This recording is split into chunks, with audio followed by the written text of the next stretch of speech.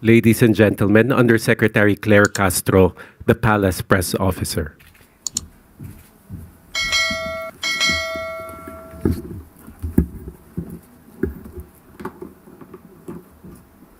Magandang tanghali, magandang Malacanang Press Corps. Welcome sa ating press briefing ngayong araw. Simulan natin sa magandang balita na dala ng administrasyon ni Pangulong Ferdinand R. Marcos Jr. sa bagong Pilipinas. Pwede nang mahanap sa Google Maps ang West Philippine Sea. Ayon sa National Maritime Council, ang inisyatibong ito ay refleksyon ng pagtanggap ng mas nakakarami na ang WPS ay bahagi ng soberenya at jurisdiksyon ng Pilipinas. Naaayon din ito sa 1982 United Nations Convention of the Law or on the Law of the Sea at ng 2016 South China Sea Arbitral Award na nagpinagtibay ng Republic Act 12064 o ang Philippine Maritime Zones Act.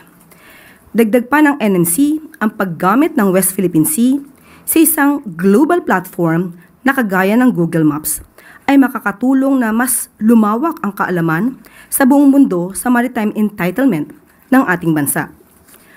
Muli ring iginiit ng NMC ang kanilang commitment na protektahan ang maritime rights ng Pilipinas batay sa international at domestic law.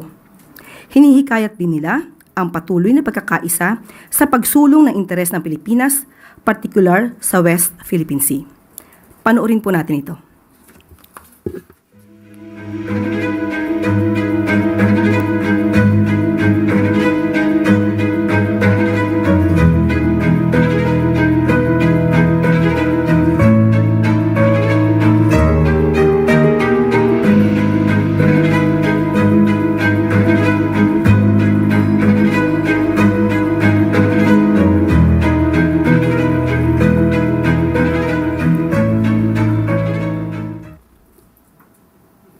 At good news mula sa DICT.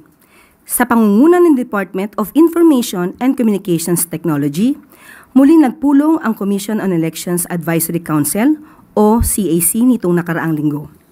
Layo ng pagpupulong na tiyaking ligtas at malinis ang ating halalan sa gitna ng lumalalang banta online. Kasama sa mga hakbang ang pakikipag-ugnayan sa mga tech giants tulad ng TikTok, Google at Meta, na ngayon ay nagpatupad ng pagbabawal sa mga bayad na political ads sa kanilang platforms. Ang CAC, na binubuo ng iba't ibang sektor, ay regular na nagpupulong para talakayin ang mga isyong may kinalaman sa halalan. Pinag-usapan din ang digital at automated election systems at mga rekomendasyon para sa COMELEC. Bilang tech partner ng halalan, katuwang ng DICT ang COMELEC sa pagpapatatag ng digital infrastructure.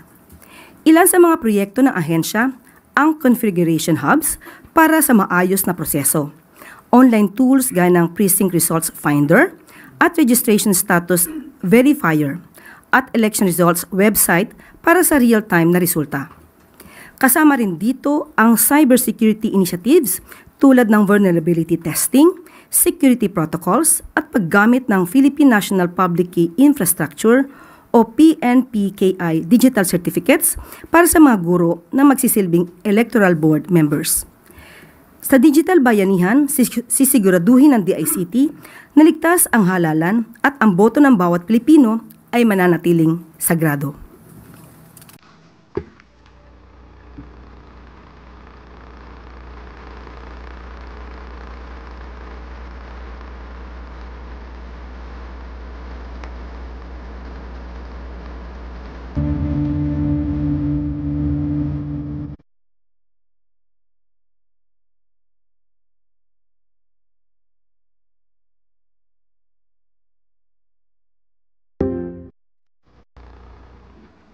At sa ating huling good news, dahil sa direktiba ng ating Pangulo at mabilis na aksyon ng PNP Anti-Kidnapping Group, naaresto na ang 3 suspect sa pagdakip at pagpatay sa Filipino-Chinese businessman na si Anson Ke at sa kanyang driver na si Armani Pabilio. Isa sa mga suspect ay isang Chinese national na ayon sa PNP ay sangkot umano sa mga pagdukot ng may mga utang sa Pogo. Sinamahan o sinampahan ng kasong kidnap for ransom with homicide ang mga suspect. Patuloy naman ang investigasyon sa posibleng koneksyon ng krimen sa mga sindikatong sangkot sa iligal na operasyon ng Pogo. Nagpasalamat naman ang pamilya ni Ke kay Pangulong Marcos Jr. at sa PNP sa pagtutok at sa paglutas ng kaso.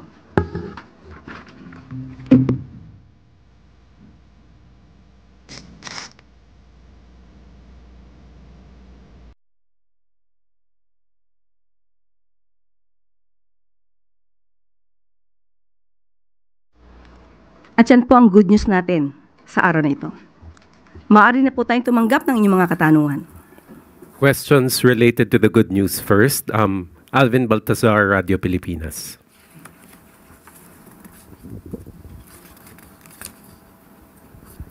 Good afternoon po. In connection doon sa third good news natin, following the arrest of the three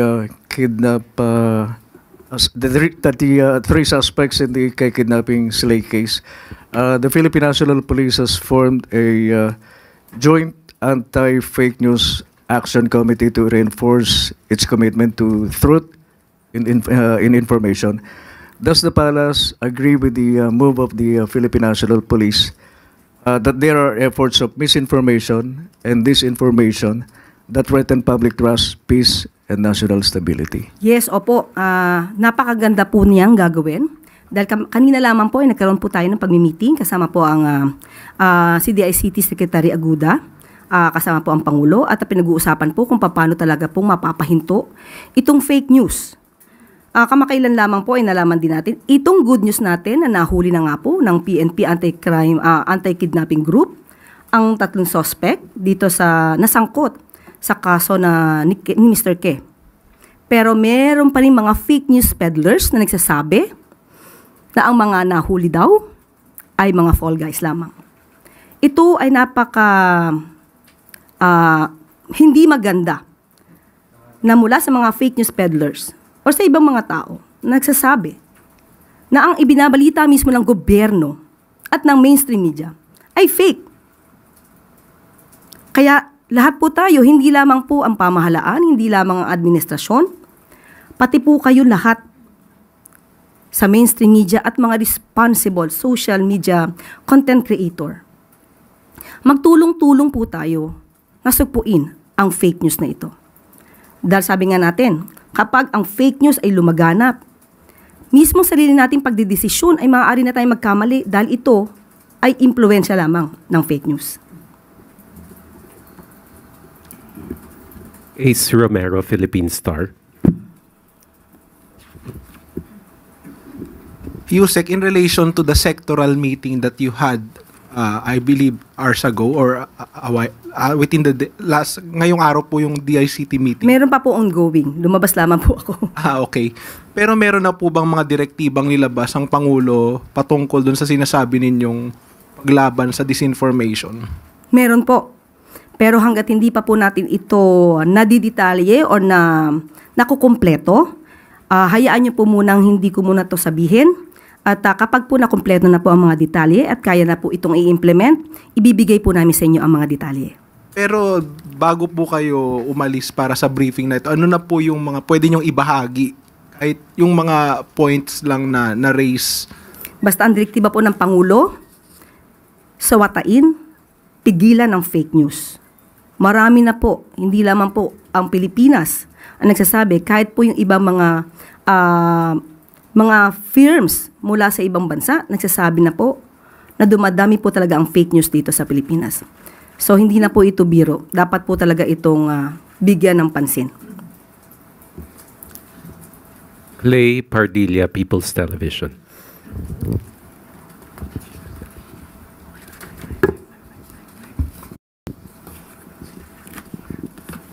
Good morning po, Yussi Claire. Connected po ito sa question. Ito naman po ay sa fake accounts. Kong Dong Gonzalez and JJ Suarez expressed alarm over a report by Reuters that 1/3 of social media accounts discussing Duterte's ICC case were fake. The report claimed ghost accounts and paid influencers were part of an organized effort to defend Duterte and shape public opinion before the elections. Where does the palace stand on this report, and when will users start seeing the results of government's efforts against the surge of fake accounts? Katulad ng aking nasabi, we just had a meeting, sectoral meeting a while ago, and there is still ongoing meeting with the President.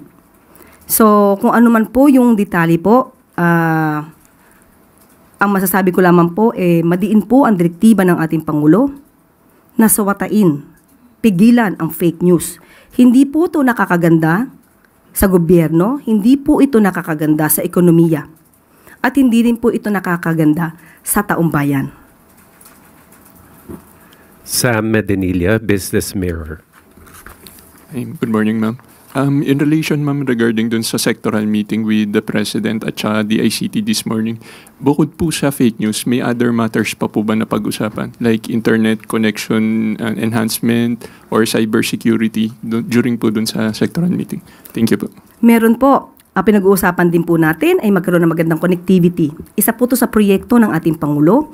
Pero kung ano man po yung ibibigay natin na magandang serbisyo para sa taong bayan, hindi ko po muna ibibigay yung pinakadetalye. Siguro by June ay mararamdaman na po ito ng taong bayan. Pero hindi ko muna po sasabihin yung mga detalye. Thank you po, ma'am. Christian Yosores, Radyo 630. Hi, Yusek. President Marcos has been vocal sa kanyang position sa claims ng gobyerno at ng Pilipinas sa West Philippine Sea. Ano po yung naging reaction niya doon sa balita nga po na lumabas na sa Google Maps yung West Philippine Sea? Definitely po, masaya po ito. Nakakatuwa po ito. Parang kung di po tayo nagkakamali ay last week pa po ito na balita, kaya po alam namin kung gaano po yung kasiyahan, hindi lamang ito para sa atin, no? Para ito sa buong bansa. Masaya na makilala ang West Philippine Sea kahit na ang iba ay sinasabing gawa-gawa lamang daw ang West Philippine Sea. Muli, dahil nagkaroon ng pagkilala sa isang platform katulad po ng Google Maps, ito po ay isang ipinagpupunyagi po natin dahil isa to ay sa pagkilala ng West Philippine Sea ay sa atin. Moving on to other news, Maricel Halili, News 5. Magandang tanghali po, Yusek. Merong lumabas na Pulse Asia survey na nagpapakita na malaki po yung ibinaba ng approval at trust ratings ni President Marcos. How concerning is this for the President? Nalaman po natin na ang respondents dito ay 2,400. So, sa 2,400, hindi naman po ito nagre-reflect ng sentimiento ng kabuuang more than 100 million people or Filipinos in the country. But dahil nga nakita at nabanggit natin itong mga fake news, sumasalamin din po ito sa impluensya ng mga fake news na nagkakalat. Katulad na sinabi, meron ngang findings na nabanggit ang Reuters at ito ay galing sa isang Israel-based data intelligence firm or disinformation security firm. And I quote, "The level of coordinated disinformation seen in the Philippines was far above the typical 7% to 10% range of online conversations globally about highly sensitive or polarizing issues." End quote. So, kung ang mga tao man na ito ay nagbigay ng kanilang mga opinyon, maharahil ay bunga ito ng mga fake news.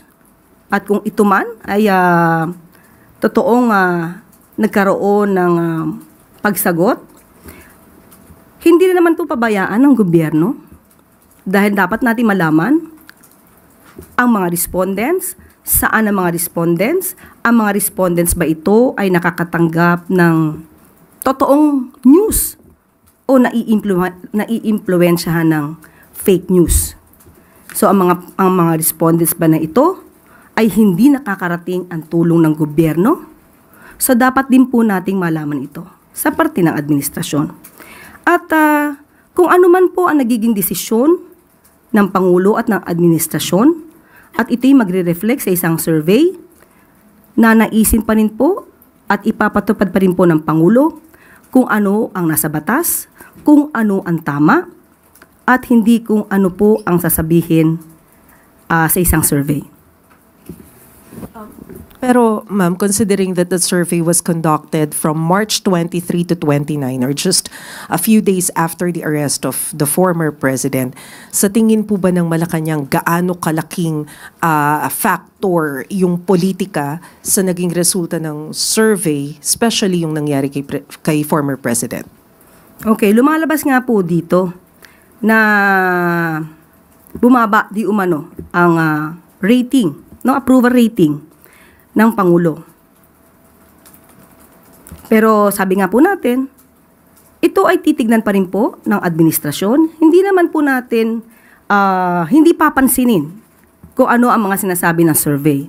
Pero muli, 2,400 ay hindi po ito kabuuan na sentimiento ng buong Pilipinas. Magtatrabaho pa rin po ang Pangulo, katulad ng aking sinabi, kung ano ang tama, kung ano ang sa batas. Hindi dahil ito ang idinidikta ng tao na hindi naman naaayon sa batas. Ma'am, last point.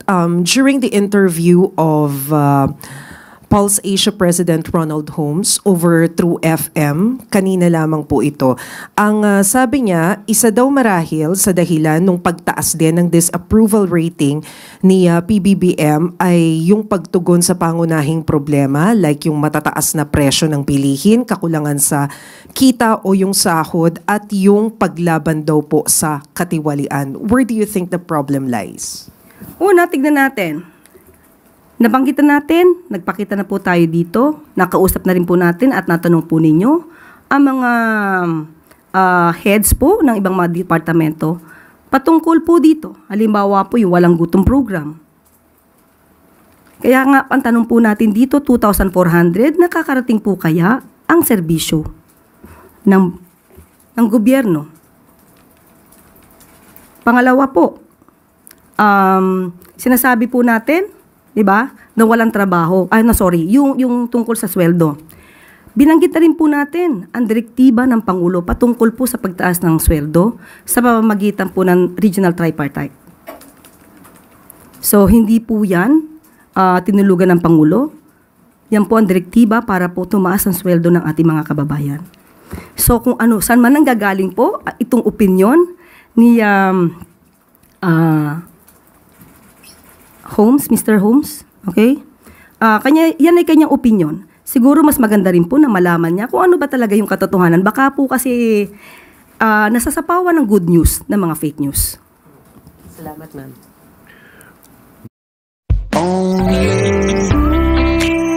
Because it's more than just a car to you. It deserves exceptional. Maris Umali, GMA Integrated News. Good afternoon, ma'am. Ma'am, before I proceed to my question on kidnappings, may I just do a follow-up question on the question of Maricel? I understand that the 2,400 who were asked in the survey are not representative of the general sentiments of the millions or hundreds of millions of Filipinos. But are you alarmed or are you concerned by the fact that survey results somehow shape the decision-making of individuals, especially when it comes to elections or since we already have an upcoming election? Yeah, that's the reason why we have this directive from the President that we should curtail fake news. Since day one that we had been appointed, we were tasked to do our job, to spread the truth and not fake news. Totoo po yan. Sinabi po natin before na ang fake news makakapag-diskaril ng isipan ng tao, ng taong bayan. Kaya nga po gumagawa ngayon ng aksyon, nagkakaroon po ng pagpupulong ang Presidente, ang Pangulo, sa mga heads of the agencies, especially DICT, para po matugunan na po at mabawasan na po itong mga fake news na nagkakalat, lalong-lalo na po ngayon, campaign season. All right. Ma'am, with regards to my question, in light of the recent spate of kidnappings, what is the reaction of Malacanang in terms of calls for President Marcos to tap the military intelligence to go after kidnappers? Okay. Sa ngayon po, lumalabas naman at ayon ito sa sinabi rin ni Chief Marbil. Muli, babanggitin ko ang kanyang sinabi. These are isolated, calculated acts rooted in personal and financial vendettas. The situation is firmly under control. Our law enforcement strategies are effective. Criminal networks are being taken down. So, tingnan na lang po natin kung ano po ang magiging action muli at magiging estratehiya po ng PNP kung kinakailangan pa po talaga nilang gamitin ang military intelligence. But as far as you're concerned, there is no need at this point to tap military intelligence. Opo, dahil hindi naman po, wala pong widespread na pinapakalat din ng iba na may widespread kidnapping spree in the country. Hindi po yan totoo. Malaki pong fake news siya. Thank you, ma'am. Ann Soberano, Bombo Radio. Good afternoon, Yusek. Reaction lang po from the palace. Last week kasi, matapos pong inendorso ni Vice President Sara si Senator Amy Marcos, naglabas din po ng pahayag si dating presidential spokesperson Harry Roque at sinabing batay sa isang magazine ay may report daw talaga na gumagamit ng illegal na droga ang Pangulo. Kaya hinamon ni Roque ang senadora na patunayan na gumagamit nga talaga ng illegal drugs ang Pangulo dahil imposible po daw na walang alam dahil kapatid niya po ito. Thank you. Unang-una po, si Atty. Harry Roque ay lumalabas na ngayon bilang isang fake news peddler. Siya po ang sinasabing nagpakalat ng isang fake pulveron video at ngayong wala pa siyang napapatunayan at wala siyang ebidensya. Kahit na ngayong kanyang mga ebidensya sa Quadcom ay hindi pa rin niya napapatunayan, ngayon ay maghahanap pa siya ng tulong para makapagbigay ng ebidensya. Sila po ang nagsasabi ng ganitong mga klaseng akusasyon, hindi niya nakakailanganin ng tulong kung meron po siyang ebidensya. May mensahe po ba kayo sa mga ginagawa ni dating presidential spokesperson Roque? Ano po yung mensahe niyo sa kanya? Go home. Thank you po. Eden Santos, Net 25. Yusek, good morning po. Wala po bang plano ang Marcos administration na humingi po ng tulong sa Interpol para maaresto sina Attorney Harry Roque at Maharlika na sinasabi niyo pong sila yung nagpapakalat ng fake news regarding dun sa Pulveron video para po, since meron naman po tayong maigting na cooperation sa Interpol para naman po, sabi niyo nga, makabalik din sila dito para harapin yung kaso na isinampa po sa kanila inciting to sedition, if I'm not mistaken. Wala po tayong sinasabi na ang nagpakalat po ng fake Pulveron video ay si Atty. Harry Roque. Siya po mismo ang nagsabi nito sa isang maisog rally sa Vancouver. At hindi rin po tayo ang nagsabi nito, kundi yung isang vlogger na si Pebbles Cunanan. Pero ito na may base sa kanyang mga sinabi sa kanyang talumpati sa maisog rally.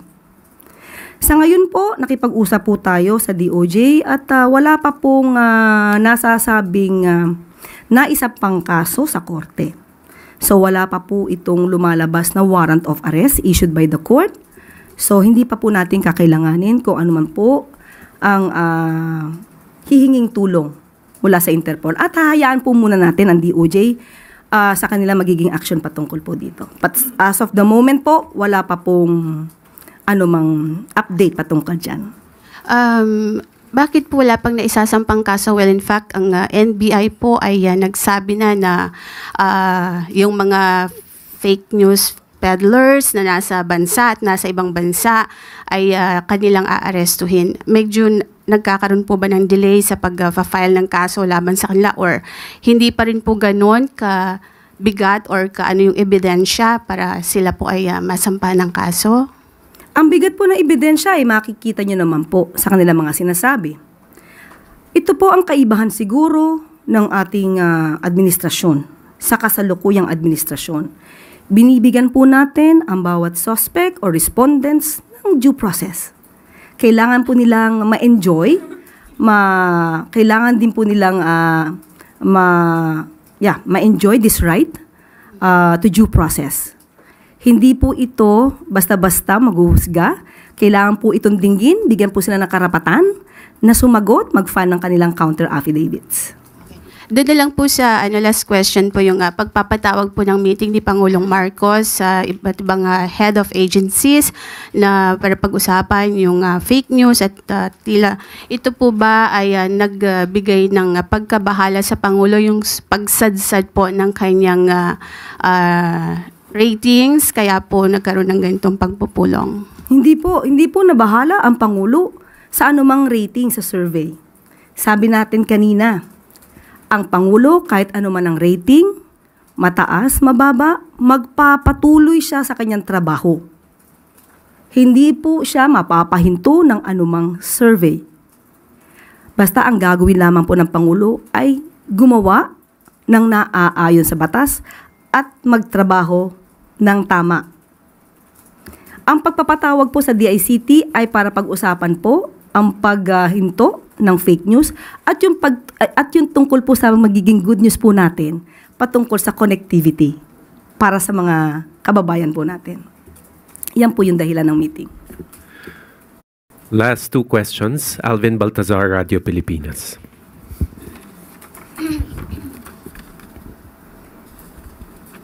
Yusek, any update po doon sa dapat sana ay meeting ni Secretary Frederick Go sa U.S. Trade Representative para ma-negotiate yung free trade agreement between the Philippines and the U.S. Yes. Nagkausap po kami kaninang umaga at sinabi po niya na ang kanilang plano na pagpunta po sa US ay first week of May. At sa kasalukuyan po ay nagkakaroon pa rin po ng meeting ang economic team para po ito malamang na ilalahad nila sa kanilang pagpupulong sa darating na Mayo. Are we hopeful, Yusek, na magiging maganda yung resulta ng gagawing pagbiyahe ni Secretary Go? We should always be hopeful. Dahil ang mundo natin at ang bansa natin ay hindi kulay itim. Salamat po, Yusek. Finally, Sam Medinilla, Business Mayor. Good morning, ma'am. Meron pong mga senatorial candidates na nagpo-propose na mabalik po yung kapangyarihan ng NFA sa pagbili ng bigas po. Meron na po bang proposal yung economic managers or economic team pagdating doon sa legislation para ma-implement yung proposal na yun? Actually po, matagal na po nagkaroon ng proposal ang administrasyon para mabigyan po ng sapat na kapangyarihan ng NFA.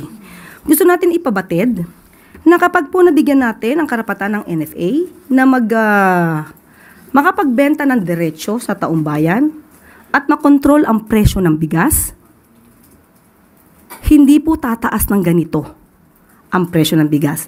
Dahil sa kasalukuyan po, because of the rice tarification law, na ang author ay si Senator Cynthia Villar, ay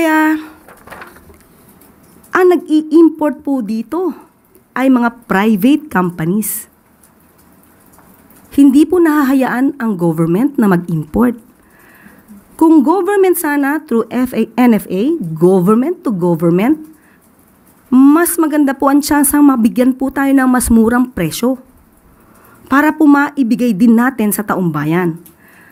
Dahil dito sa rice tarification law, nawalan po ng kamay ang NFA at pati po ang pag-regulate ng presyo ng NFA ay hindi na po na ipapasatupad. Ang nangyayari po ngayon ng NFA, makakapagbenta lamang po sa kadiwa. sa FTI, sa LGU. So yun po ang hindi maganda sa provision na ito. Kaya po noon pa po hinihiling ng administrasyon na magbigay po ng power, magkaroon ng amendments ang RTL patungkol po sa karapatan at authority at power ng NFA. Pero to ay hinadlangan po ni Senator Cynthia Villar. So kayo na po ang mag-research kung paano ba napapakinabangan ng mga importers. Alamin niyo na rin po kung sino ba ang malalakas mag-import ng bigas. Thank you, Yusek. Follow-up question lang po. May mga lawmakers na po kayang nakipag-coordinate sa Malacanang para i-push yung legislation at kailan po kaya balak ng Palas na i-push yung legislation? Sa 19th Congress or sa next Congress? Malamang sa next Congress na po kasi magkakaroon muli. Dahil nga po ito ay nahadlangan ni Senator Cynthia Villar. Magkakaroon muli propose amendments para po magkaroon muli ng authority, power, and NFA. Ito naman po ay para sa taong bayan, para po ma-regulate natin ang presyo ng bigas. Kung may problema man po sa sinasabing NFA sa mga nagpapalakad, hindi po ba dapat ang tanggalin ay yung mga NFA na pinagdududahan, ang kredibilidad at integrity, hindi ang power ng NFA? Thank you po. Thank you, Yusek Claire. At yan po nagtatapos ang ating press briefing sa ngayon. Magandang tanghali para sa Bagong Pilipinas.